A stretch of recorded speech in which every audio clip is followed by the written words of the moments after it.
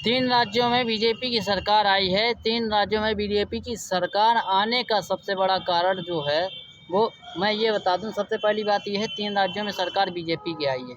अब बीजेपी की सरकार यानी कि बीजेपी की सरकार यानी वहाँ पर बीजेपी की सरकार बनी, जो वहाँ पर सीएम बनेगा वो बीजेपी का बनेगा।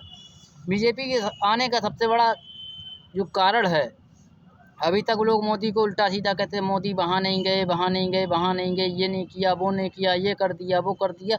हर कोई मोदी को गलत कह रहा था। जब चुनाव के नतीजे आए तब वही मोदी सही हो गए। इस समय है मोदी की लहर, कारण जो है मोदी की लहर है, इस वजह से बीजेपी की सरकार बनी है। दूसरा है राहुल गांधी की चर्चा। राहुल गांधी का बोलने का तरीका अगर सही हो जाए तो राहुल गांधी जी स्वयं एक नेता बन जाएंगे। फिलहाल उनको एक नेता के जरिए से नहीं बुलाया जाता है। राहुल गांधी बोलते हैं उल्टा। अब उल्टा कहने का मतलब क्या है? हमेशा किसी की टांग खींचोगे, हमेशा किसी की बुराई करोगे तो तुम्हारी बुराई स्वयं स्वयं हो जाएगी। अब तुम राहुल गांधी साहब जब भी मंच पर आते हैं, मोदी ने ये किया, मायावती ने वो किया, इसने वो किया, अरे उसने किया, किसने किया, तुम क्या कर रहे हो? तुम खुद की कहो ना।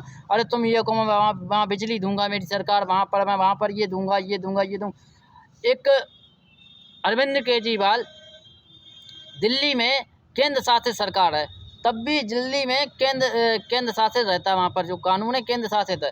तो दिल्ली में अरविंद केजरीवाल ने देश के पीएम से पर्चे बंटवा दिए थे, देश के गृह मंत्री से पर्चे बंटवा दिए, उत्तर प्रदेश के सीएम से पर्चे बंटवा दिए थे।